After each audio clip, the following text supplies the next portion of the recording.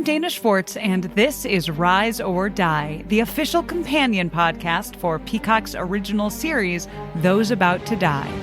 On this podcast, I go behind the scenes with the show's cast and creators to learn how they brought their brutal vision of Rome to life. Gosh, people will freak out. Rise or Die launches on July 18th. Watch or listen wherever you get your podcasts. Ah, the web tore.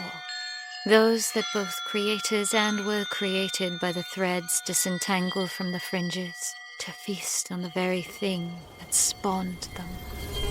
What's that, Timmy? This is how you deal with weird! No! Do not harm my children! Oh, you lost a feather. Can I keep it? No, you can't force me to! Do you know what lies within nothing? Rocket is in trouble, Akasa! Can we turn on the wind show remotely? No, she could lose her job as an Akasar. I don't fear Vehar. No, but you fear me.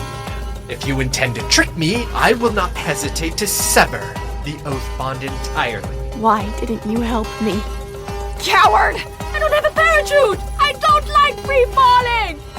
Counterbalance, a high fantasy audio drama. Season 2, coming 15th of October 2023. Learn more on trilunas.com. Hey everybody! Before we get started, I just want to let you know about a few exciting developments. First of all, we have our first ever live taping of a Buffering the Vampire Slayer episode. We're going to be doing it word. in Los Angeles at the Nerd Melt showroom on February 2nd at 7 p.m. You can get tickets at nerdmeltla.com. And find out once and for all, are we actually this great at talking or are we really good at editing? Yeah. It's a little editing humor for you. Wow. So come join us. It's going to be great. Next week, we'll probably tell you about some guests that are going to come. Also, speaking of shows, to those of you who came out in New York City and Brooklyn to Union Hall to see our first ever live show, we didn't do a live taping per se. It wasn't a proper episode, but we did play through the songs. We had a celebration of season 1. A celebration of season 1. We had some incredible guests come up and talk to us. We had Slayerettes who helped us with our music. And you can listen to that entire event now, totally free of charge. You go over to, drumroll please, our new Patreon page. Which, I forgot to give you a drum roll. I'll try it again, Jenny. Okay. Drumroll please. Our new Patreon page. We have set up a Patreon page, patreon.com/bufferingcast. If you don't know about Patreon, don't be afraid. There will be a lot of free content there. It's a great place for artists and podcasters and all sorts of human beings to put all of their materials. And then there is bonus materials for those who donate at the $1, $5, or $10 mark. You can find out all about that over there, or you can say, screw that, you guys, I just want to listen to the free episode. You can go on over and you can just click the sound file right there and listen to it. Oh, yeah. And you'll notice as you're listening to the sound file that there are some visual cues. For example, I made 4 videos of slow motion Cordelia. Those are accessible. All of the visual elements are accessible for any Patreon donor level, $1 or more. So if you want the full 360 experience, you can also get that over at patreon.com/bufferingcast. Yes, indeed. Speaking of music, holy smokes. Let me tell you something. Since last we spoke, our album, Buffering the Vampire Slayer, Songs from Season 1, has become available on all digital platforms. Yeah. You can find it on iTunes. You can find it on Spotify. You can find it all over the digital land. Google Play. Yeah, Google Play. It's everywhere. You can locate it wherever you please. And we encourage you to do that, and we hope you enjoy it. We also want to let you know that we have a handful. We did a second short run of CDs, and we have a handful of those left up on our website at bufferingthevampireslayer.com. If you click on store or shop. And you can order that CD. I think we have a few left, and then there won't be any more. Yep, that is good. Well said. Good math, right? Well said, Jenny. There are some, and then there will be none. That is exactly how that will work. Unless no one ever orders another one ever they just again. Stop. That's true. And then we'll just have some CDs. Cool. Well, shall we get into it? Let's.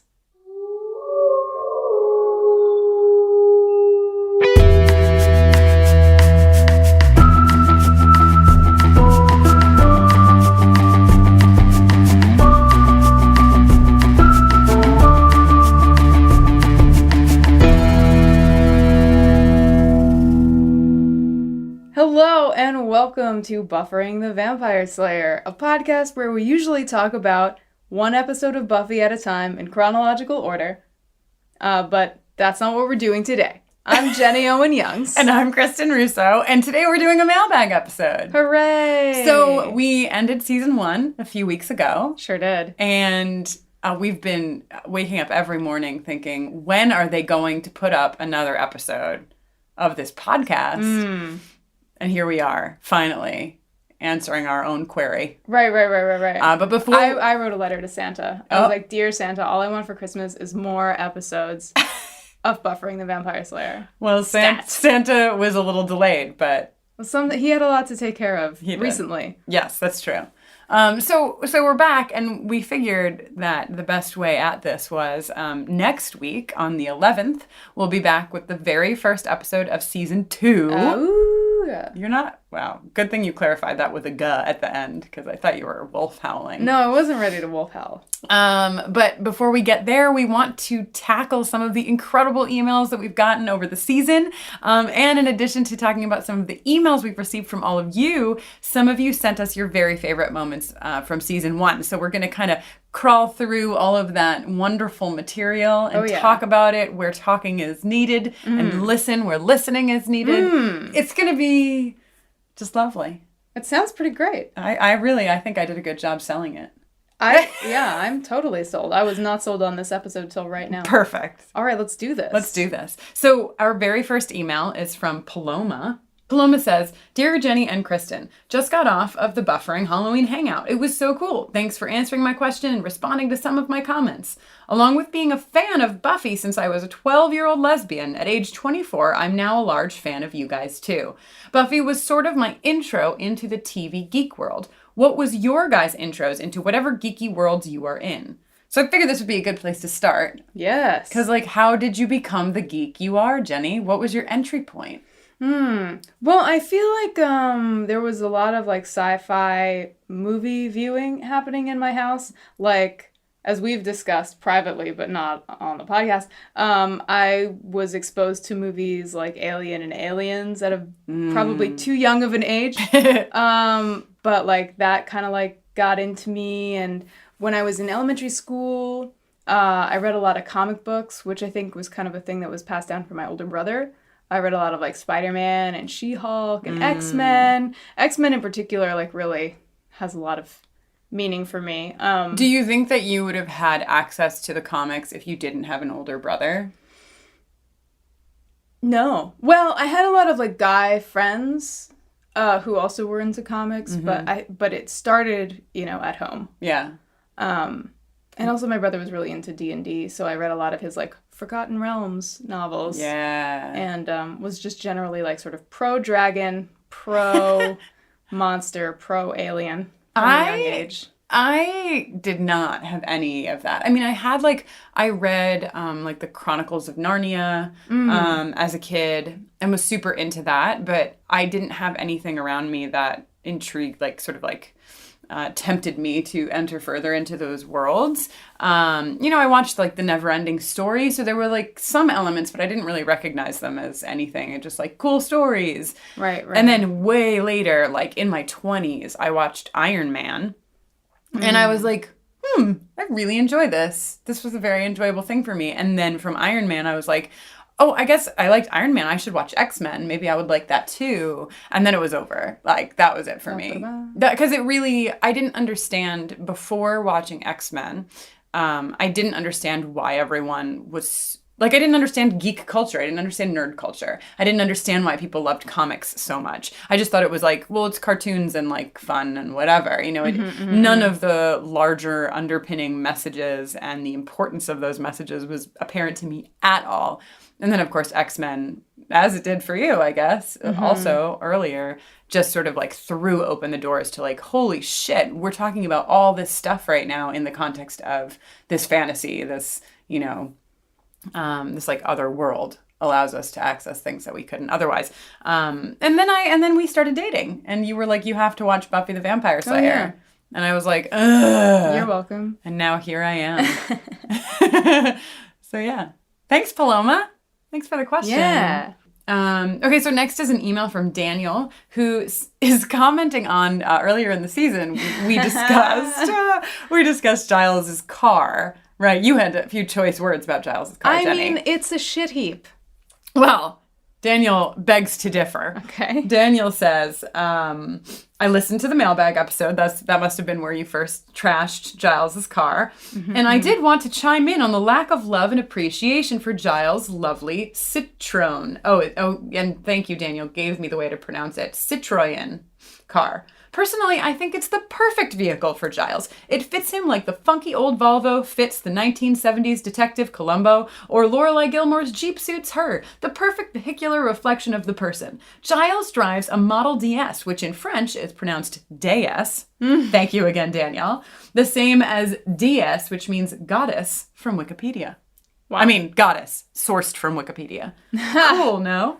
Citroen's styling and engineering were known for their innovation and uniqueness. That racy aerodynamic profile anticipates cars that came along much later. Of course, French cars were never very successful in this country and were kind of a joke from a practical perspective. But if you had ever ridden in a Citroen and experienced its legendary suspension, I think you would have more love for Giles's choice of vehicle. I would assert that Whedon totally nailed it when he gave Giles a Citroen, and I suggest in the future more admiration of the Gilesmobile is in order. Sincerely, Daniel. Okay, listen, Daniel. So Citroen, eh? Citroen. I said it wrong the whole time. But I did a good job with my reading, I think. You did a tremendous job. Thank you. Much emotion. So here's the thing. Anything of beauty can be left to deterioration. And that's what bums me out about Giles' car. I love the shape of it, and I am a huge fan of smooth suspension. Kristine can attest.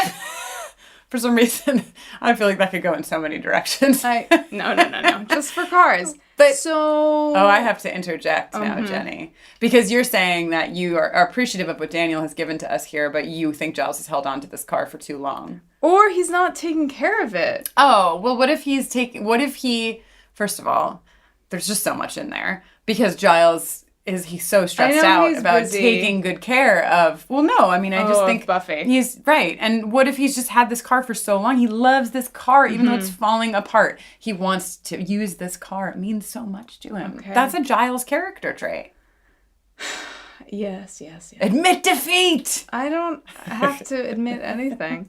I love this email. Daniel. Yeah, this is a great email, incredible. Daniel. Thank you. And we're going to have we're going to go back and forth, doing some emails and some recordings from you all. But I want to say that we have 3 or 4 emails like this one where you have written in to tell us the most incredible information. Minutely detailed, organized in a beautiful fashion. Thoughtfully crafted. Yes. So thank you. I think this is an appropriate time to hop to this email from, you'll say who it's from, Jenny, because it's kind of the point. Well, it's from Cordelia. Not Cordelia Chase, but a whole other Cordelia, if you can believe it. If you can believe it. Cordelia writes, "Hey there, love the show. As a Cordelia, I just wanted to thank you so much for the amazing Cordelia love theme, which I'm using as my alarm and is giving me goddamn life in these dark times. As both a Cordelia and a queer, I very much appreciate any situation where I can hear cute girls talk about how much they love Cordelia. So thanks for that too." Wow. What an email. An email from a real life Cordelia. In the flesh. My flesh day and zeros. has been made. Also, we get called cute girls in the email. It's just a winner of an email all. We assume that they meant us. Well, yeah, right? I mean, I hope so. Cute girls talk about how much they love Cordelia. I think that's us. Oh my gosh. I know. It's pretty great. So to you, Cordelia, and to any other Cordelias. All the Cordelias out there. Yes. We love you. Cordelia land. You're perfect. Cordelia. I love you, Cordelia. You're perfect, Cordelia. So, as we mentioned earlier, we put out a call to you all to send us voice memos where you talk about your favorite moment of season 1. And we're going to listen to one now from a person who wished to remain anonymous, but urged us to call them Ann Giles, which is, of course, the contraction of Angel and Giles. Which they actually called a portmanteau. Some people are grown-ups with grown-up words. A portmanteau of the two characters. Is that how you pronounce that word? I don't know. That's how I hear it in my head. And, like, haven't you heard that said before? Portmanteau? I've definitely seen the word, but I don't know if I've ever heard it said. My guess would be portmanteau or something. I'm sorry, but I just did that. Give that to us one more time.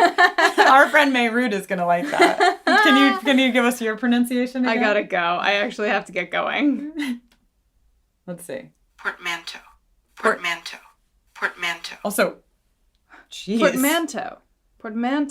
Portmanteau. No, she emphasized portmanteau. Either way, we love Anyway, we love that new word. We love that new word. And we love this voice memo. Yes, let's listen to and Giles. My favorite scene so far has to be when Angel and Buffy first kiss, and then Angel's face changes and reveals that he's a vampire. The first time I watched it, I was seeing it from Buffy's perspective and experiencing her shock when this beautiful, intimate moment is suddenly shattered, and she sees that this person who she has trusted and opened up to is what she assumes to be a vicious killer. Rewatching the episode after having watched all of Buffy and Angel, I saw it through Angel's eyes instead, and I realized how scared he must be in this scene. He has all these feelings for Buffy, but has tried not to act on them, thinking that he could never be with her, and knowing that if she ever found out what he was, she would hate him and be disgusted by him. All of these fears come true as his face changes and she screams in horror. This scene really spoke to me because my sexuality has always been mixed up with complicated and scary feelings about BDSM and gender identity. For a long time, I was afraid of being intimate with partners because I thought that they'd be horrified or disgusted if they saw who I really was. And Giles, you are so articulate. And this is kind of what we were touching on, and we have touched on many times, but like what we were touching on a little bit before with X-Men and, you know, how that was our gateway in, and the things that these characters, let us know about each other and ourselves, you know, that like we can see ourselves reflected in, I think, the most important ways. And holy shit, like there's so much shame around this, right? There's so much shame around gender identity when it doesn't line up with what the world says that it's supposed to line up with. There's so much shame around, sex that is not vanilla. Right. For many of us, you know, I think maybe there's some of us that escape that net of shame, but I do think that the majority of us are told, you know, this is right and this is wrong, this is good and this is bad, and so Anne Giles here, I just think it's so powerful, like seeing yourself reflected in a character in a way that lets you feel seen and also like makes you dig deeper, right? Yeah. Speaking of digging deeper.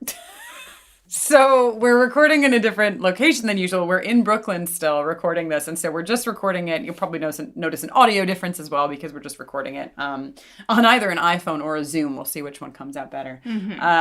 But we are also in an apartment with a wonderful cat named Vega. But he is mouthy. He's very mouthy. Can we hear a little bit from Vega?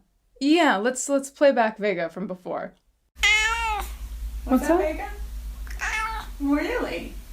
Great. So, but also on the flip side, we're in an apartment that is equipped with a recording studio. So Vega is now behind 2 panes of glass, meowing at the top of his lungs. Yeah. But we can't hear him. He's very mad. He's like, I have a lot to say about being seen in fantasy and horror. And it's really funny to see a cat meow at their hardest when you can't hear anything coming out of their tiny cat mouth. It's kind of sad. He'll be fine. Anyway, back to you and Giles. Sorry, Jenny, were you saying something? Who can tell? Well, do you have anything else you'd like to say? I mean, I just thought it was so great. And also, I can't... And Giles, if you just said that without writing it down and then reading it out loud, I am floored. That was just so beautiful. Yeah, it's really beautiful. And thank you for sharing it with us and with all of our listeners. Yeah, hell yeah. I'm sure there's a lot of people listening who have similar feelings about this or who didn't even make the connection and just made the connection for themselves now, which is why art is cool. Yes. Well said. Essay by Kristen Russo, who does not know how to pronounce portmanteau.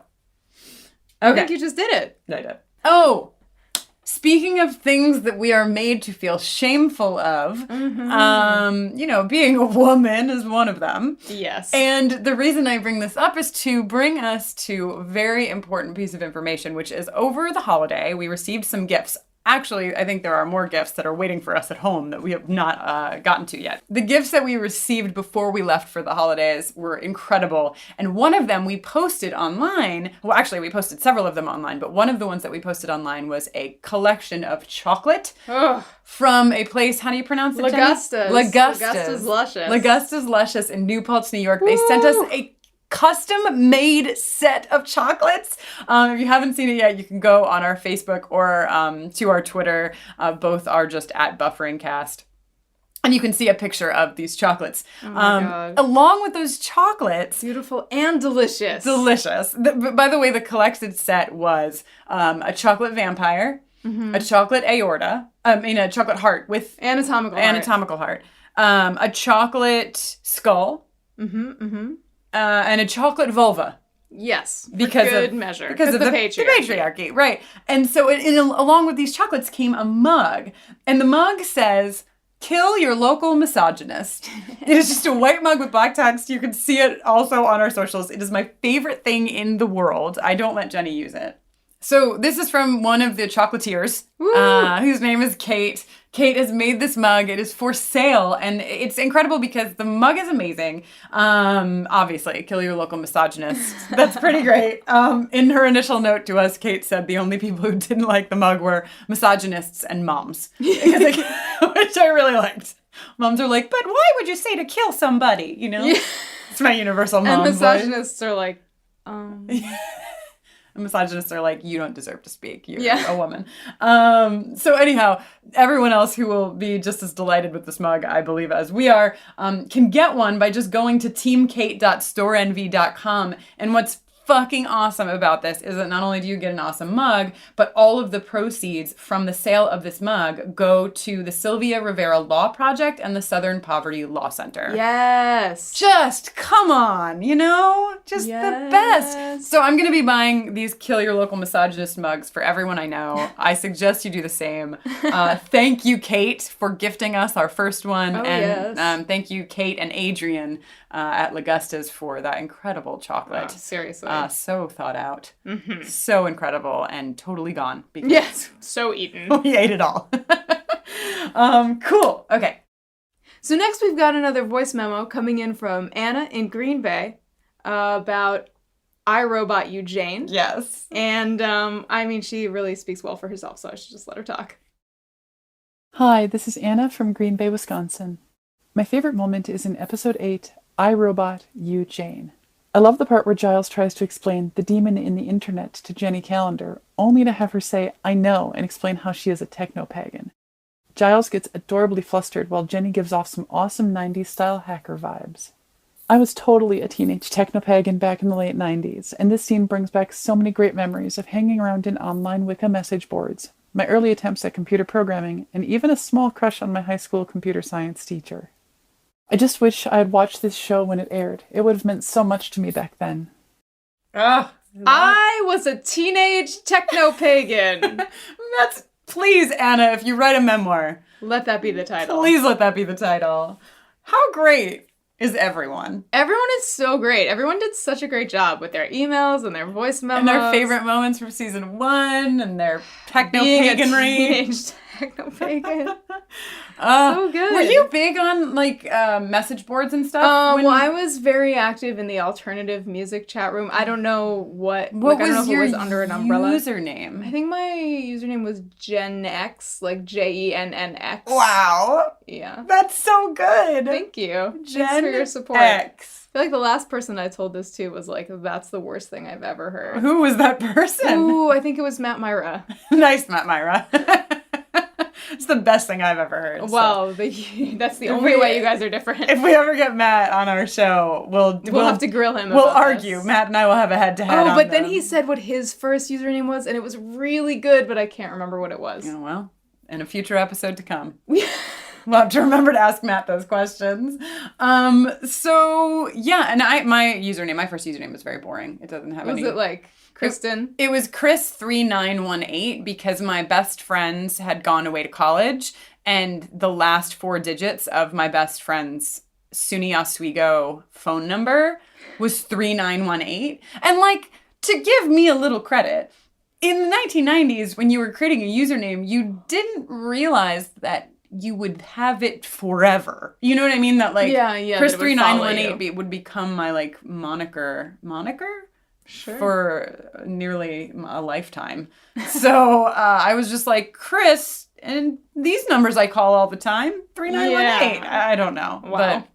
But I wasn't very active. I mean, I would like go in AOL chat rooms, but I didn't have like pages and stuff until MySpace came along. But I was still very confused about MySpace. Whatever that guy's name was, that was everybody's friend. Tom. Everybody's friend. Oh, I didn't know. And I was like, see, I don't remember who told me to go on it. But I went on it and I was like, you see, I've been on this thing for 1 second. I already have some weirdo that I don't know who's friended me. You didn't realize that he was MySpace? No, I didn't know. Wow. Anyway, but I did get heavy into illegal music, legal music downloads. Legal but illegal? I mean, I think that Napster was probably always kind of illegal, but it wasn't, like, there were no regulations on it when Napster first came on the scene. Like, as a kid, I mean, you must have gone through this too. Like, I didn't know that what I was doing was wrong. I was just like... I never downloaded music illegally. Really? I have never, to this day. Because you're a musician and you were aware from the start? No, because I was like, why would I... Like, I was really into collecting albums. Physical copies of stuff. And I just wasn't like I was more interested in just getting the records and listening to them, right? And not like I was like, why would you ever just want to have like a digital file of music when you could have a CD? Oh my! Yeah, that's me. Good old Gen X strikes again. Well, I did. I thought it was the coolest thing in the world. Gross. I still think it's gross. Well, I mean, now we have more. I think you need to take a deep fucking breath. I'm entitled to my opinions, and I'll breathe when I want. But your opinion is very judgy of Kristen Russo 1998 right now. No. You're like, I never did that, and I would never do it, and I find it disgusting, and then you spit on the floor. I did spit on the floor. I'm just saying that, like, you know, before I had awareness of, like, music and the craft of music, it was just like, holy shit, I can, like, download all this stuff and I can listen to all this new stuff. It was so awesome. And I learned about so much music through it. And then it was like, Napster is actually illegal. And we were all like, skirk. Yeah, and Metallica was like, where's our money? When? Wow. I mean... So much judgment from all angles coming from Gen X over in the corner. I gotta be me. Well, thank you, Anna. Thank you for your wonderful voicemail. We actually, speaking of emails that have a lot of fantastic information in them, relatedly to this I, Robot You, Jane episode. Oh my God, this is really... Do you want to set the stage for why this email got sent to us? So you may recall in the cold open of I, Robot You, Jane, we see Thelonious Monk. We see a monk named Thelonious speaking Italian. And we also see Moloch speaking Italian, and we see his acolyte speaking Italian. And we were talking about, like, is it Italian? Yeah. Is this, like, time era appropriate Italian? Or, like, what's the deal? So we got this incredibly informative and exhaustively detailed email from Michaela that is just really something. Yeah, I mean, I'm going to read a little chunk of it, I think. Yeah. But the full, where I'm going to stop, it stops right before we get a line-by-line translation and conversation about that translation. It's incredible. Amazing. It's a miracle. So we're going to put this up on our Facebook page today, which is just facebook.com/bufferingcast with the full translation, because it is really special. Oh my God, it's so good. But let me give you just a little bit just a taste from Michaela here. Okay, so Michaela says, as an Italian major at university, I thought I'd tell you guys my useless rant about the Italian used in this scene, since no one else in my life is going to give a shit. First off, in 1418, no one would be speaking modern Italian. Modern Italian wasn't even a concept until much, much more recently, and even today, not everyone in Italy speaks the same Italian. What Moloch and the others in that scene were using was modern Northern Italian, and even then, they weren't always using it right. If this show were being historically accurate, they would more than than likely have been using the volgare, the common Latinate language used by the common and merchant classes at the time. It would have also had strong regional influences, as the city of Cortona is in Tuscany. Also, for anything religious, they probably still would have been using Latin. Wow. Secondly, when the minion whose neck is broken is speaking to Moloch, he is using the to form. Anyone who has studied Romance language knows that there are two ways of addressing people, formally and informally. This minion absolutely would not have been addressing someone he reveres so informally as to use the to. He would have used the lay, which would have been the formal form at the time. Moloch may have used the informal when speaking back, but the minion absolutely should not have been using it. That would be extremely disrespectful, and from the scene, he did not seem to want to cause disrespect. This is amazing. It's amazing. So, Michaela, thank you. And for those of you who are as super fucking into this as we are, Michaela goes on to do a line-by-line dissection assessment of Moloch's words and the minion's words, and it's just great. So go over to our Facebook page today. It'll be one of the most recent posts, if not the most recent post. Yeah. We'll have this full analysis God, from Michaela. it's so amazing. Disclaimer, I'm but a humble 4th semester Italian student. You're doing great, Michaela. Much better than anybody in this room, for Yes, sure. yes. Oh, Holy thank smokes. you. Thank you, Michaela. So next we have the shortest email ever from Jeff. Yes, we went from the longest email to the shortest email. Indeed. Sharp relief. And Jeff says, I literally just thought of this and decided to send it your way. Buffy's high school is the same one they used for Beverly Hills 90210. No idea if you guys knew that or not. Thank you, Jeff. Thank you, Jeff. That's Torrance High School, right? Yes, it is Torrance High School in California, a place where Jenny and I will indubitably be. What does indubitably mean? I think that's right. I think you're using it the way you mean to use it. I think. My brain is so weird, you guys. It has words in it that it'll just throw out, and it's I think this goes here, but if you said, what does indubitably mean? I'm no idea. I just think contextually it would fit in that sentence. Yeah, I think it means death. Undoubtedly is how I have it. Yeah, indubitably. that seems right. Let's not look it up. Let's just let this fly. That's Kristen's a new segment called Kristen Makes Up Definitions to Words. Cool. So yeah, we will, I'm sure, be going to Torrance High School at some point to do something fun. And there will be photographic evidence. Also, if for any reason you are listening to this podcast and you went to Torrance High School back in the heyday, please email us. Please email us at bufferingthevampireslayer@gmail.com, because we would love to talk to you about your experiences at Torrance High School. Please. Home of Brenda and Brandon, Angel and Buffy. I don't know if Angel ever... Well, I guess he hangs out in the library. He hangs out. Yeah, he's perfect. There. Perfect. Anyway, thank you, Jeff, for this. Yes. I'm sure many of you knew this already, but I did not know this. And so I'm sure that the Kristins of the world who are looking up indubitably did not know this either. So you all get to learn a little something. We have an email from Kenneth. Who says, this is sent to us to give you some context, the morning of November 9th. That was actually 2016. Yes. That's right, it's true. When the sound file is in space. Yeah. They'll be like, if only they had let us know.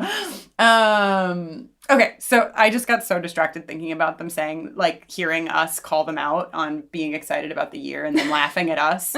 So it's fine.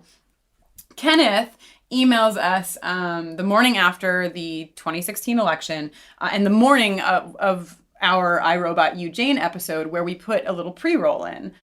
Yeah, we just put a little message up front because we felt very sad and very scared, and we felt like a lot of you might be feeling that way, and we wanted to share something with you that might feel a little hopeful. Yeah. So we shared a quote from a later episode of Buffy.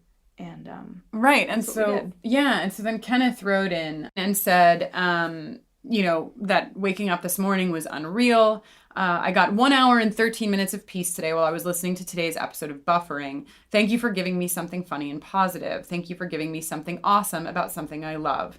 I'm so thankful for your podcast, the work that you do with the LGBT community, and that you are strong, proud women. I hope if I have a daughter, she has the same strength and pride. And this last bit is why I want to read this email the most. I'm going to use this as inspiration and go to my local city council meeting tonight. Hopefully I can start the changes I want to see in the world. All the best, Kenneth. Oh, no. Are you crying? Not quite. Is it because I did such a good reading of something you had already read that it hit you in a whole new way? Yes. This is just like everything, right? You know, where this show exists and it forms this space where we all get to say, like, we like this thing. Mm-hmm. Let's get together and, like, sit in this space together and talk about this thing together and love this thing together. And then bad shit happens and we're in this space together and we get to kind of, like, turn over shit in our hands and say, like, well, I can use this piece from this space to, like, help me. Or I can use this piece. Or, like, listen to what that person is doing with this space that helps me navigate this thing. And I could not dream up a more powerful, end result. Not that it's the end, but you know what I mean. In this arc, than you standing up and saying, I need to do more. I'm going to go to this local government meeting and participate. I mean, because that's everything. And so often I think, not to get all politicky, but I think so often in politics, we think about the biggest votes, right? Like, I'm going to vote for the president. I'm going to vote for the vice president. I'm going to vote for senators. Those are all important votes, certainly. But a lot of us neglect to participate at the local level. And what we set down at the local level often is the current that pushes the larger stream. Mm-hmm. So all the thanks to you, Kenneth, for participating, and all the love to the rest of you out there who are searching out ways to get involved. Mm-hmm. This is a great way to get involved with your local government. Yeah. Super powerful stuff. But I also think that there's a ton of ways that you can give back right now, whether it is going to that local city council meeting, volunteering, or like creating a piece of music that you share with the world. You know, there's so many different avenues. Oh, I could do that one. You can do that one? Yeah. Okay. Thanks. Yeah. Support for today's episode comes from OneSkin. And if you have sensitive skin, you're going to want to hear about their scientifically proven topical supplements. Free from over 1,500 chemicals and preservatives that can make skin red, irritated, or itchy, their products are safe for sensitive skin.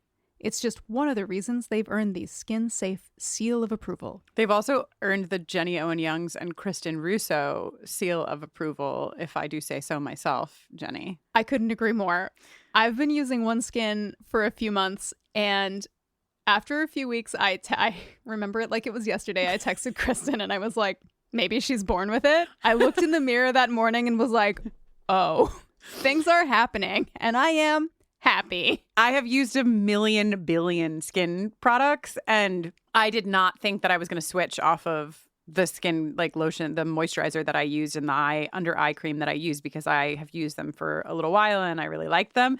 And I've switched completely, which is a pretty big deal. OneSkin is the world's first skin longevity company. By focusing on the cellular aspects of aging, OneSkin keeps your skin looking and acting younger for longer. Get started today with 15% off using code BUFFERING at oneskin.co. That's 15% off at oneskin.co with code BUFFERING. After you purchase, they'll ask you where you heard about them, and if you can, please tell them that we sent you. Contained herein are the heresies of Radolf Buntwine, erstwhile monk turned traveling medical investigator. Join me as I study the secrets of the divine plagues and uncover the blasphemous truth that ours is not a loving God, and we are not its favored children. The heresies of Radolf Buntwine, wherever podcasts are available. Okay, so let's go to another recording now from Scott in Philadelphia, who has some stuff to say about Cordelia. You know you're going to get played on the show when you got Cordelia commentary. Mm-hmm. Hi, this is Scott from Philadelphia. I happened upon Buffy as the show began, so all of my first impressions were my own. And I remember loving the show for its cleverness and its wit, but I do recall when I first saw the Nightmares episode, really being hit by Cordelia's speech. When she talked about being alone even when she was surrounded by people, it reminded me how deep the show could be and how it was always going to flip expectations and show you a different side. Cordelia wasn't just the queen bitch. She was a person and she had depth and a point of view. And That's why I loved that moment, and it remains my favorite moment from season 1. Yes. Yes. Yes, Scott from Philly. You are right on. You got it. You got it. You really got it. Nailed it. And you know who else nailed Meat it? Hammer. Cordelia. Accurate. Yes. Totally agree. Totally why I love Cordelia. Totally why I love Joss Whedon. Love to see this vulnerability shining through the cracks. Yes. In her carefully constructed facade. Because it exists in all, I mean, you know, nobody's just one thing. Right. Nobody's just one thing. Certainly none of the characters in Buffy the Vampire Slayer are just one thing. Right. I was gonna say except for maybe the Master, but like, you know what? Damn it. Even the Master is certainly not just one thing. He's evil, but he's also kind of a like tap dancer. Yeah. You know? Right. Yes. So thank you so much for that. Okay, so next we have my favorite email of all time. Wow. Is that too much? Can I read this? Yeah. This email comes from Herky. The subject is Daddy Longlegs! ! And Herky says, "Hey friends, knowing how nerds are on the internet, I figure you've already received possibly hundreds of notes regarding this, since I'm a little late on listening. But just in case you haven't, I thought this was something worth pointing out. In Nightmares, you discuss spiders and how one should never be okay with them crawling on you, except for possibly Daddy Longlegs. First of all, I feel confident that I never said that was okay. Once the conversation started focusing on them, I immediately thought, please don't say they are the most poisonous spider. Please don't say they are the most poisonous spider. And then, Jenny, it happened. Me? You. It's okay. It's not your fault. This is a widely spread myth that somehow has reached so many over the years that most just accept it as fact. However, this is very far from the truth. Daddy Longlegs are harmless, not because they don't have fangs that can pierce your skin, but because they don't have fangs or venom at all. In fact, they're not even in the same species as regular spiders, which is why they don't have 8 eyes, and they have just a single body rather than a separated abdomen and cephalothorax like spiders generally do, of course. Much like scorpions or mites, they're arachnids, but not spiders." Then a link to an in-depth rundown, but I feel like this was already an in-depth rundown. Yeah. "Sorry for science nerding out on y'all, though I'm sure Jenny can appreciate some good science nerding out every once in a while. Stay groovy. Herky." Thank you, Herky, for the greatest email of all time. Okay. So rounding the bend here to our last voice memo. Wow. I know. It's gone so quickly. Went so fast. It did. We got a recording from Vanessa, who actually is also from Philly. Yeah, what's up with Philly? 2 Philadelphia. Y'all holding it down. Yeah, 2 Philadelphia Should we go to Philly? entries. Maybe we should go to Philly. All right. Everybody in Philly just got very excited. Future plans, TK. Okay, so Vanessa from Philly talks about Prophecy Girl. So let's just shut up and listen to Vanessa, shall we? Hello, my name is Vanessa. I'm calling in from Philadelphia, Pennsylvania, and my thoughts on the first season of Buffy. Not really a fan of it. It's always a little hard for me to get through, but it's totally worth it when I get to Prophecy Girl. Because one of my favorite moments in the entire series is when Buffy's having her confrontation with Giles and Angel, and she has her line, "I'm 16, I don't want to die." I find it's the first moment in the series so far that has this real emotional weight and this rawness, and that's a big reason why I love Buffy so much, and I keep on coming back and rewatching it. And it's also the first time you get to see Sarah Michelle Gellar really act, and you get to see her do what she does best, and that is rip your heart out, and it's only the beginning. But thank you, Kristen. Thank you, Jenny, for an awesome podcast, and I can't wait for season 2. You know, I love this, and like, obviously we chose to round the bend to the ending with this one because it is from Prophecy Girl, but it's also, I think, pretty great because of how, Vanessa, you talk about the fact that you don't even really like season 1, because I think a lot of people feel like that. Yeah, we feel that. Right. I mean, turns out It's fine. It's great. I'm into it, but also my relationship to it is so different, I think, than most people's. But I think that everybody understands what you're saying here. And I had that moment watching Prophecy Girl where I was all of a sudden like, oh, I remember. Yeah. I forgot, and I remember now what this series can do and what Buffy can do and what my emotions will soon do. I just want to stop for 1 second and give everybody a cat update The cat is now standing on 2 back legs, tapping his paws on the glass because Pardon me, you seem to have forgotten. He's concerned. We'll try to get a picture of Vega for you so you can see Vega. Anyhow, I really so identify with everything that you're saying, Vanessa, and oh my gosh, because the next episode we will be talking about is our entry point into season 2, where I think we start to get more, many more moments like this one that are so real and so gutting. I'm so excited. Yeah, oh my god. It's really just like the door has been cracked. Is there a thing, Jenny, about season 2 that is not a spoiler, but like perhaps a character or whatever that you're most excited? There are just so many peaks and valleys. It is a big, sexy roller coaster, and it is gonna fuck you up if you haven't seen it before. Oh, if you haven't seen it before, holy shit, buckle up. Buckle up. Please buckle up for safety. Yes, for safety. Great. Wow. Well, I think we did it. We really did. Thank you to all of you who sent in emails. Thank you to all of you who sent in voice memos. Thank you so much.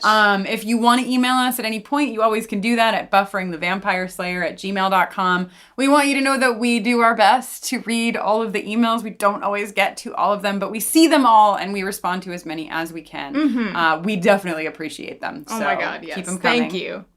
You can also find us on Twitter at BufferingCast or on Facebook at facebook.com/BufferingCast. Yes. Wow.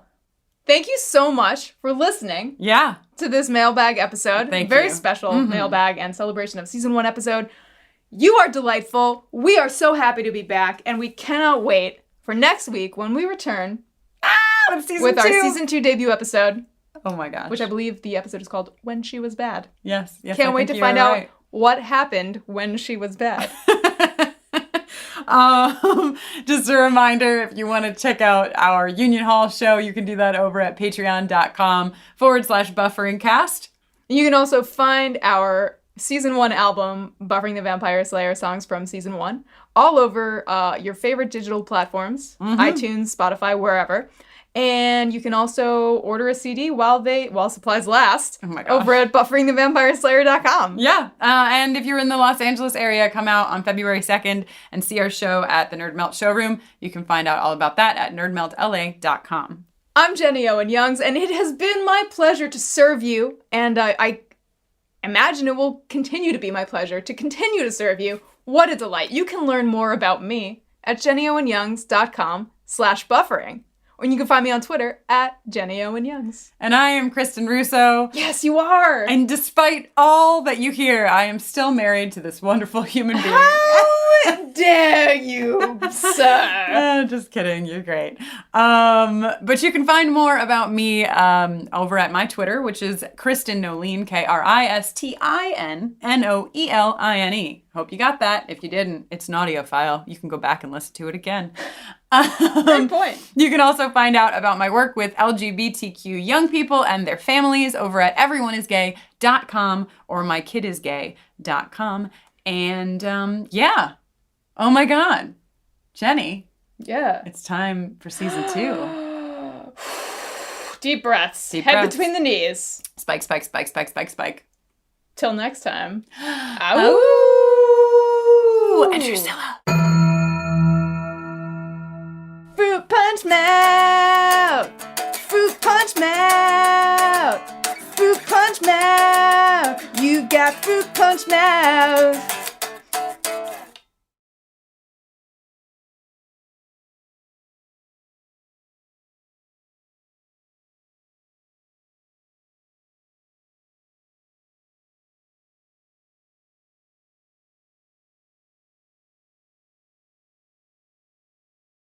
Hi, I'm Dana Schwartz, and this is Rise or Die, the official companion podcast for Peacock's original series, Those About to Die.